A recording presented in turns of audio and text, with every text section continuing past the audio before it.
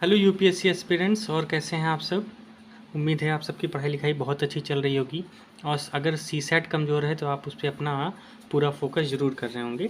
आज हम लोग प्रॉफिट एंड लॉस के पार्ट 2 पे बात करेंगे। इसके पहले एक पार्ट आया था जिसमें हमने टाइप 1 पे बात की थी। आज हम लोग टाइप 2 एंड टाइप 3 ये दो टाइप पे बात करेंगे और काफ़ी इंपॉर्टेंट सेशन है, तो प्लीज़ इसको आपको पूरा देखना है। ज़्यादा क्वेश्चन नहीं कराता हूँ बस, क्योंकि अभी स्टार्टिंग है, तो आप धीरे धीरे क्वेश्चन को जो भी हैं उनको लगाते रहेंगे तो आपको एक बाउंडिंग मिलती रहेगी और कहीं ना कहीं आपका रेपुटेशन होता रहेगा। तो चलिए शुरू करते हैं आज का सेशन। और इसके पहले वाला नहीं देखा है तो उसको ज़रूर देख लीजिएगा, ठीक है। तो चलिए हम बात करते हैं टाइप 2 क्वेश्चन नंबर 6, क्योंकि इसके पहले लगभग 5 क्वेश्चन हमने कर लिए थे।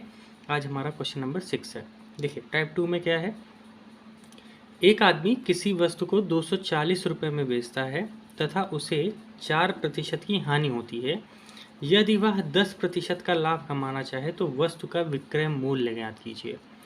अब देखिए यहाँ पे क्वेश्चन सीधा सीधा कह रहा है कि एक आदमी है जिसके पास कोई वस्तु है, 240 रुपये में बेचना चाहता है, बेचता है। कितने में बेचता है? 240 में बेचता है, तो उसे 4% की हानि हो जाती है। अब आप खुद सोचिए ना, अगर आपके पास कोई वस्तु है, 4% की हानि हो गई है, उसको प्रॉफिट में बदलना है, तो इसको लगाने का सबसे लॉजिकल तरीका क्या हो सकता है? उससे अच्छा है कि भाई आप बाई ऑप्शन जा सकते हैं, है ना। लेकिन बाई ऑप्शन जाने से कभी कभी क्या होता है कि टाइम लग जाता है। तो हम लोग क्या करेंगे, एक ऐसी ट्रिक अपनाएंगे जिससे ऐसा कोई भी क्वेश्चन आए तो आप उसको आराम से कर लीजिए, ठीक है। तो चलिए क्या करेंगे। हमेशा एक बात ध्यान रखिएगा, जब भी हानि होगी तो वो 100% से कम में बेचेगा। क्यों? क्योंकि हमें पता है कि जो हमारा क्रय मूल्य होता है वो 100 होता है। ये हमने पहले ही सेशन में देखा था। अब अगर वो 4% के हानि पे बेचता है तो इसका मतलब हो गया कि कहीं ना कहीं वो 96% पे बेच दिया होगा, क्योंकि 100 पे तो उसको कोई प्रॉफिट कोई लॉस ना होता, तो वो 96 पे बेचा। और अगर इतने पे बेचा है तो उसकी वस्तु की वैल्यू कितनी आई थी? 240 रुपये, सीधी सी बात है। अब उससे वो ये कह रहा है कि मुझे 10% का प्रॉफिट चाहिए, मतलब लाभ चाहिए। तो क्या करेंगे, तो ठीक है, यहाँ से उसको कितना चाहिए? 110। और यही हमें क्या करना है, निकालना है। सीधी सी बात है ना, यही तो निकालना है। अब अगर हमें यही निकालना है तो हम कैसे करेंगे? मैंने क्या बोला था, क्रॉस मल्टीप्लाई करेंगे और जो बच रहा है उससे डिवाइड कर देंगे। तो यहाँ लिखेंगे 240 डिवाइड बाई मल्टीप्लाइड बाई 110 और डिवाइड कर देंगे 96 से। This is the basic fundamental जो आपको ध्यान में रखना है। कभी भी सवाल आए तो क्या करेंगे आप, 4% अगर हानि कह रहा है तो उतना 100 से माइनस कर दीजिएगा, लाभ कह रहा है तो उतना आप 100 में प्लस कर दीजिएगा। हमें पता है अगर वो 4% हानि पे बेच रहा है तो वस्तु कितने में बेच रहा है? 240 में। अगर वो लाभ कमाना चाहता है तो क्या करेगा? सीधी सी बात है, यही क्वेश्चन है, ठीक है ना। अब इसी को आप डिवाइड कर लीजिए, उत्तर आ जाएगा। आइए देखते हैं। तो इसको कैसे काटा जाए, 24 है ना, 24 बन जाए 24 और 24 4 जा मतलब 96 ना, तो ये 10 आ गया। अब इसको कर लेते हैं मल्टीप्लाई, तो ये आ जाएगा 1100 और डिवाइड बाई 4, तो 4 2 जा 8, बचा कितना? 3 या 30 हो गया। 4 7 जा 28 और फिर बचा 5। सीधी सी बात है, 275। ये किस ऑप्शन में दिख रहा है? ऑप्शन बी हमारा करेक्ट है, ठीक। बहुत बेसिक सा सवाल था, मुझे नहीं लगता किसी को दिक्कत हुई होगी। चलिए अगले क्वेश्चन पे करते हैं। उसके पहले एक बात बता दूँ ना, आप क्या करिएगा, एक कॉपी बनाइएगा 400 पेज की, है ना, 200 पेज का, उसी में पूरा सीसैट आपको करना है। क्योंकि एग्ज़ाम के बीच में जो 2-3 घंटे का टाइम मिलता है ना, उसमें आप यही कॉपी यूज करेंगे। हर एक चैप्टर पे क्या करना है, लगभग जो हम लोग कर रहे हैं 50 क्वेश्चंस तो हम लोग खुद कर रहे हैं, और लगभग उसके बाद जितने भी हमें PYQ मिल जाएँ, जैसे उम्मीद है कि लगभग 25 क्वेश्चन मिल जाएंगे, तो हम लोग 75 क्वेश्चन एक टॉपिक पे कर रहे हैं आराम से। और इतने में आप विश्वास करिए, आपको कहीं भी सीसैट में दिक्कत नहीं आएगी, ठीक है। एवरेज का सेशन आप देख लीजिएगा, उसमें हमने यही किया था। लगभग ये मान के चलिए PYQ ले लिया जाए तो लगभग 60 प्लस क्वेश्चन हमने किए हैं, क्योंकि अभी PYQ कुछ क्वेश्चन और कराना बाकी है, वो जब सेशन आएगा तो उसमें हो जाएगा, ठीक है। तो ये आप करिएगा, इन्हीं क्वेश्चन को नोट डाउन करना, ऐसे ही क्वेश्चन एग्जाम में आते हैं। और ज़्यादा क्या पूछेगा यार, है ना, थोड़ा सा टेक्निकल और करेगा तो हम एडवांस तो पढ़ेंगे ही, उस 50 क्वेश्चन में सब आ जाएगा। चलिए अब अगले क्वेश्चन की बात करें। एक दुकानदार एक वस्तु को 550 रुपये में बेचता है तो उसे 10% का लाभ होता है। यदि वह कितने में बेचे कि उसे 20% का लाभ कमा सके। सवाल यह है कि 550 में बेचा तो उसे 10% का लाभ हुआ, लेकिन वो चाहता है 20% का प्रॉफिट। तो कैसे करेंगे? मैंने क्या बोला, जब भी लाभ कहेगा तो 100 में उतना जोड़ देंगे। तो ठीक है, तो 110 पे वो कितना है, 550 रुपये में बेच रहा है, लेकिन उसको चाहिए कितना, 120। सीधी सी बात है, वो 20% का लाभ चाह रहा है ना। तो ये कितना होगा, बस यही क्वेश्चन पूछ रहा है। मैंने क्या बोला, क्रॉस मल्टीप्लाई कराएंगे, जो बचा उससे डिवाइड करेंगे। तो क्या करेंगे, 550 मल्टीप्लाइड बाई 120 और डिवाइड बाई 110। ठीक है, बहुत बेसिक से चलेंगे। 0 0 कट गया, 11 5 ज़ा 55। इसको मल्टीप्लाई कर दीजिए, 0 5 2 ज़ा 10, 0 5 1 ज़ा 5 और बचा कितना, 1। कितना आ जाएगा, 500, 12 5 60, 6 आ जाएगा। ठीक है, तो ये आ गया 600। कोई दिक्कत यहाँ पे? चलिए, ऑप्शन ए इज़ करेक्ट। बहुत बेसिक सा था ना, मुझे नहीं लगता कोई दिक्कत आई होगी। ठीक है, फिर से बता रहा हूँ क्या करना है। अगर वो कह रहा है 10% का लाभ तो 10% जोड़ देंगे, जितने में बेच रहा है उसके सामने की वैल्यू लिख दो और जो चाहिए वो लिख दो। सीधी सी बात है, क्वेश्चन सॉल्व हो जाएगा और कुछ सोचना ही नहीं है। ठीक है, तो पूछ रहा है कितने में बेचें, मतलब हमें विक्रय मूल्य ज्ञात करना है। अगला सवाल देखते हैं क्या लिखा है। एक व्यापारी एक खिलौने को 360 रुपये में बेचता है और उसे 10% की हानि होती है।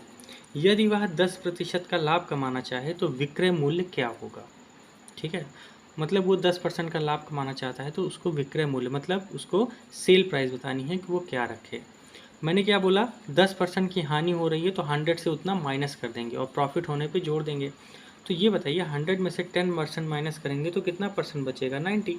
और ये यही तो है, 90% की वैल्यू कितनी है, 360, क्योंकि वो इतने में बेच रहा है और वो कह रहा है कि उसे 10% का प्रॉफिट चाहिए। तो ठीक है, 10% का प्रॉफिट चाहिए तो मतलब 110 पे जाना पड़ेगा, 110 पे जाना पड़ेगा ना। तो क्या करेंगे, क्या आएगा, बस यही कर दीजिए। क्या करेंगे, क्रॉस मल्टीप्लाई, जो बचा उससे डिवाइड। तो 360 मल्टीप्लाइड बाई 110 और डिवाइड बाई 90।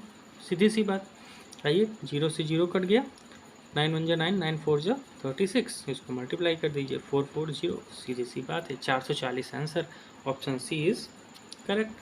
ठीक है, बहुत ही बेसिक फंडामेंटल लेके चल रहा हूँ। ये मान के चलिए, अगर आपने इसको सही से कर लिया तो क्या होगा ना, ये सब क्वेश्चन क्या होता है, सिली मिस्टेक हो जाती है। अगर इसी में थोड़ा बहुत और घुमा देगा ना तो आप चकरा जाएंगे। लेकिन उसके पहले क्या करना है, हमें बेसिक्स को इतना मजबूत कर लेना है कि बड़े क्वेश्चन को आराम से टैकल करें, है ना। ध्यान रखिए, 28 मई को एग्ज़ाम है आपका। कब है, 28 मई, और टाइम कम है ना। तो और सीसैट क्या होता है, लास्ट टाइम में तैयारी करने से हम जीएस पे उतना कमांड नहीं कर पाते हैं, क्योंकि दोनों तरफ से बहुत टेंशन होती है। अभी अगर थोड़ा थोड़ा आप पढ़ते जाएंगे तो। हाँ, एक बात और बताऊँ, एक मैंने मेंस की, है ना, मेंस की एक स्ट्रेटजी की वीडियो मैंने डाली थी कि अगले 4 महीने में हमें क्या करना चाहिए, 4 मंथ में आने वाले। उसको आप ज़रूर जाके देखिएगा, डिस्क्रिप्शन में लिंक दे दे रहा हूँ। आपको ये पता चलेगा ना कि जो सितंबर है हमारा, अक्टूबर है, नवंबर, दिसंबर, इस 4 महीने में हम सीसैट को लेके क्या कर सकते हैं। ठीक, आपको ज़बरदस्त मज़ा आएगा उसमें। आपको एक बहुत बढ़िया वो मिल जाएगा, वे मिल जाएगा पढ़ने को। प्लीज़ जाके ज़रूर देखिएगा। चलिए, हम लोग अगले क्वेश्चन पे मूव करते हैं। क्वेश्चन नंबर 9 क्या कह रहा है, यदि सेल्समैन वस्तु को 15% की हानि पर बेचता है तब वह वस्तु की कीमत 150 रुपये से बढ़ा देता है तो उसे 15% का लाभ हो जाता है। तो क्रय मूल्य क्या होगा? ये हमारा टाइप 3 है। तो टाइप 2 में हमने क्या निकाला, विक्रय मूल्य, मतलब हमने सेल प्राइस निकाली। अब हम निकालना सीखेंगे कि how to calculate purchase price, मतलब क्रय मूल्य, है ना, जितने में हम खरीद के ला रहे हैं उस वैल्यू को कैसे निकालेंगे। एक बात हमेशा ध्यान रखिएगा, मैंने क्या बोला है, क्रय मूल्य हमारा कितना होता है, ऑलवेज 100%, ऑलवेज, इसको बदल नहीं सकते। क्योंकि सीधी सी बात है, जितने में मतलब मैं खरीद के ला रहा हूँ वही मेरी क्रय मूल्य होगा, वही मेरा 100% होगा। यदि क्वेश्चन की बात करें तो सवाल क्या कर रहा है कि एक सेल्समैन है जो 15% की हानि पर बेचता है किसी वस्तु को, लेकिन अगर उसने वस्तु में 150 रुपये बढ़ा दिए ना तो उसे 15% का लाभ होता है। तो ये बताइए, ये 150 रुपये कितने का परसेंट का गैप को फिल कर रहा है? 15% हानि भी फिल कर रहा है और 15% का उसको लाभ भी हो जा रहा है। मतलब कहीं ना कहीं वो 30% का क्या कर रहा है, अराउंड वो फिल कर रहा है, क्या कमी, है ना। 150 रुपये उसने बढ़ाया तो कमी भी खत्म हो गई भैया, प्रॉफिट भी हो गया। मतलब 30% किसके बराबर है, 150। तो सीधी सी बात है, मुझे निकालना क्या है, 100%, क्योंकि मेरा क्रय मूल्य तो 100% होता है ना, वही निकालना है मुझे।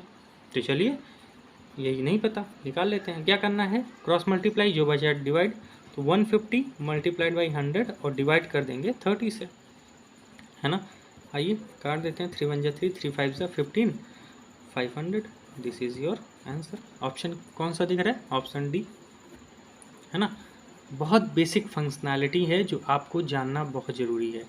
देखिए 15-20 मिनट का वीडियो आता है, इतना कर लेंगे ना तो क्या होता है कि यार कहाँ मैंने किया है, दोबारा एक बार और रिवाइज कर लिया, उसके बाद एडवांस क्वेश्चन पे आ जाएंगे, कोई दिक्कत नहीं आएगी, ठीक। लेकिन ये नहीं करोगे, सीधा एडवांस पे जाओगे तो गिरने के चांसेस बहुत होते हैं।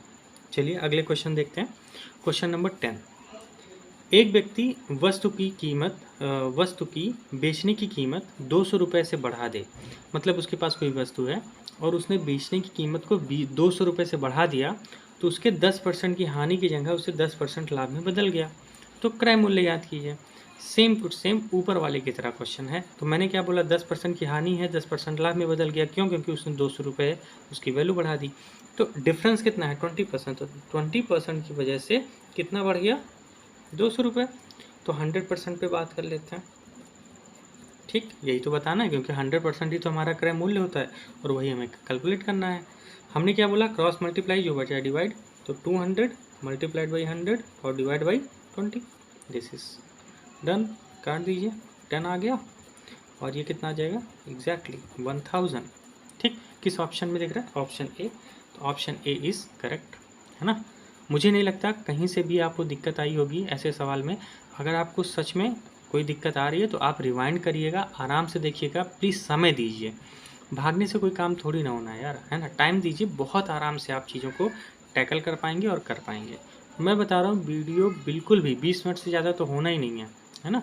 और ज़्यादा क्वेश्चन मैं लेके नहीं आता, इसीलिए कि अभी क्या है, सीसेट पे उतना रुझान है नहीं, बस रीज़न यही है। नहीं तो मैं बहुत अच्छे से 2 महीने में कंप्लीट करा सकता हूँ, लेकिन ठीक है, धीरे धीरे किसी चीज़ को आगे बढ़ाया जाता है।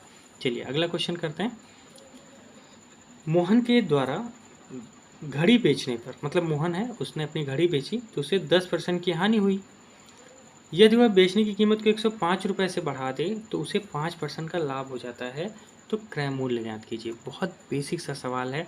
क्वेश्चन कह रहा है भैया, एक मोहन है, उसके पास एक घड़ी है और घड़ी की कीमत कितनी है नहीं पता, लेकिन हमें ये पता है कि घड़ी को अगर वो बेचता है तो उसको 10% की हानि होती है। यदि घड़ी की कीमत वह 105 रुपये से बढ़ा दे तो उसे 5% का लाभ हो जाता है। तो क्रय मूल्य ज्ञात कीजिए।